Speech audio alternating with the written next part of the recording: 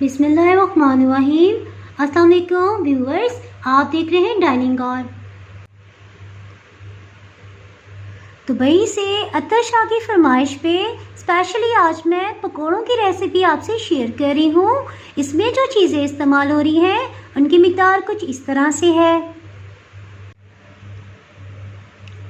इस रेसिपी को बनाने के लिए ये दरमियाने साइज़ का ये आलू मैंने रखा है दिखाने के लिए। ये मैंने 5 इस साइज़ के आलू लिए हैं और छिलका उतार के लंबाई में इन्हें बारीक कटिंग कर लिया है।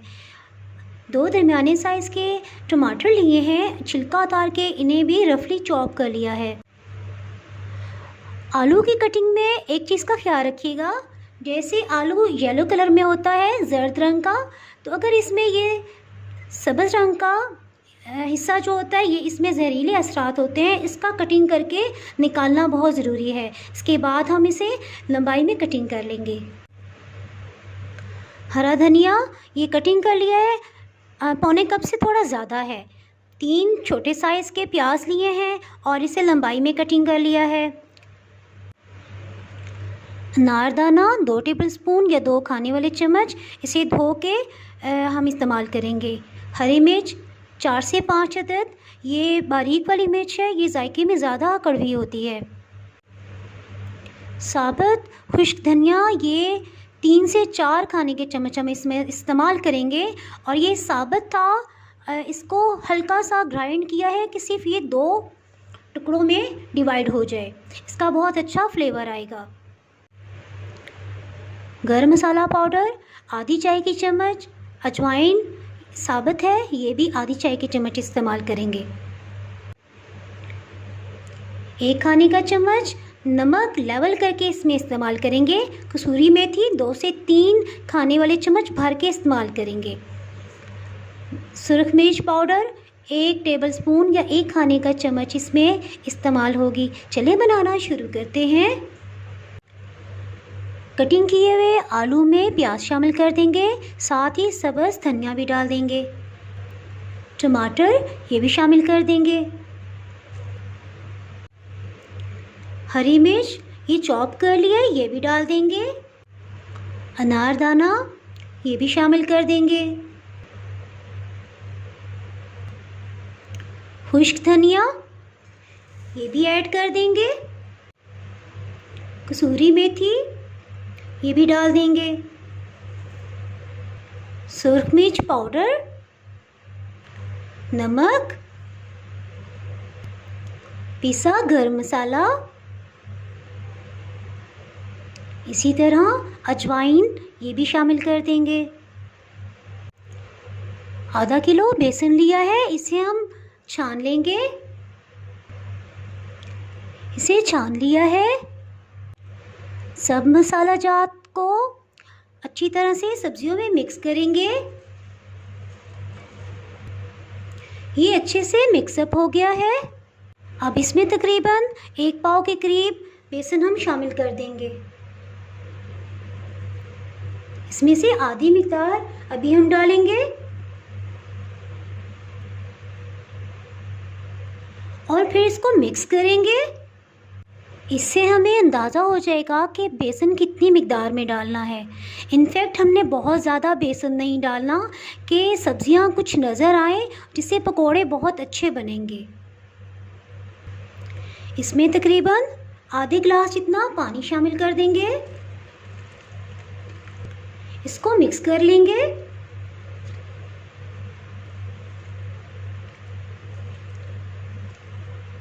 इसमें एकदम से ज़्यादा बेसन नहीं डालेंगे, तकरीबन 100 ग्राम के करीब इसमें बेसन और डाल देंगे, यानी इसमें 350 ग्राम बेसन तकरीबन जाएगा। बेसन कितना डालना है इसका अंदाज़ा आप इससे भी लगा सकते हैं कि अभी ये सब्जियों पे सही तरह बेसन की कोटिंग नहीं हुई। हमने बहुत पतला भी बेसन नहीं रखना है, इतना रखना है कि अच्छे से इसके ऊपर सब वेजिटेबल्स के ऊपर कोटिंग हो जाए बेसन की। 1 चम्मच बेसन मज़ीद डाल देंगे, ये तकरीबन आधे कप के बराबर है, और थोड़ा सा पानी डालेंगे और इसको मिक्स कर लेंगे।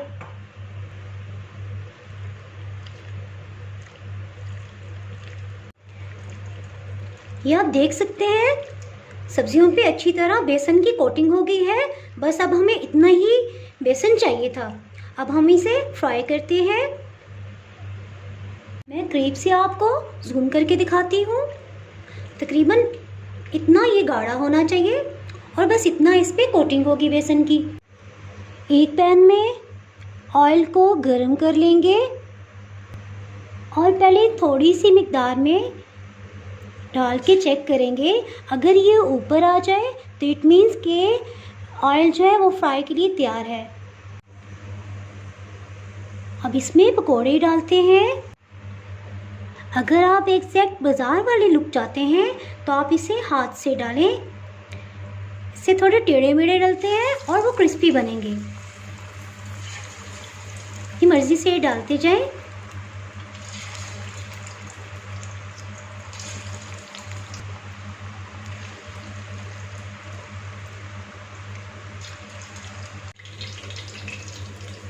मीडियम हीट पे ऑयल को गर्म किया था और पकोड़े डालने के बाद इसको थोड़ा मज़ीद फ्लेम कम कर देंगे ताकि पकोड़े अंदर से अच्छी तरह पक जाएं।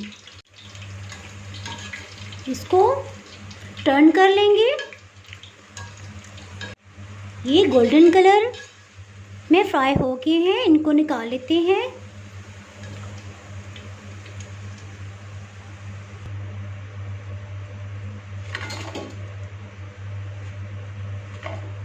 इसी तरह सब पकोड़ों को बना लेंगे। हीट को बिल्कुल स्लो कर लेंगे। इसी तरह मज़ीद पकोड़ों को डालेंगे।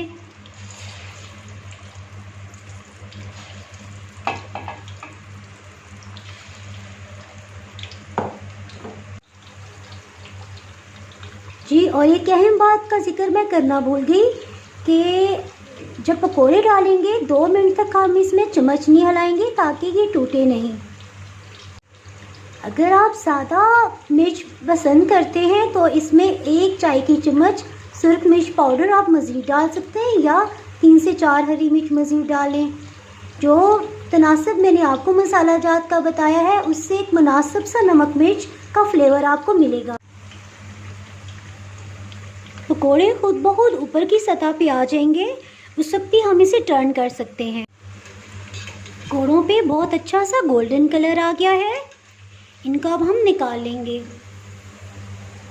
ये आप देख सकते हैं किस कदर अच्छी शेप में है, बिल्कुल जैसे बाज़ार में मिलते हैं।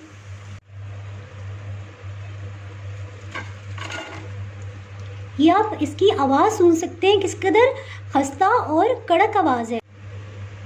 इसी तरह सब पकोड़ों को हमने फ्राई कर लिया है। गर्मा गर्म चाय और पुदीना चटनी के साथ पकोड़ों को एंजॉय करें। अगर आपने मेरा चैनल अभी तक सब्सक्राइब नहीं किया तो अभी सब्सक्राइब करें और बेल आइकन दबाना ना भूलें ताकि आपको मेरी वीडियोस पर वक्त मिलती रहें। अगर आपको मेरी ये रेसिपी पसंद आई है तो लाइक करें और फ्रेंड्स एंड फैमिली के साथ शेयर करें। आप कमेंट्स में ज़रूर बताइएगा कि आपको ये रेसिपी कैसी लगी। अब इजाज़त चाहती हूँ। अल्लाह हाफिज़।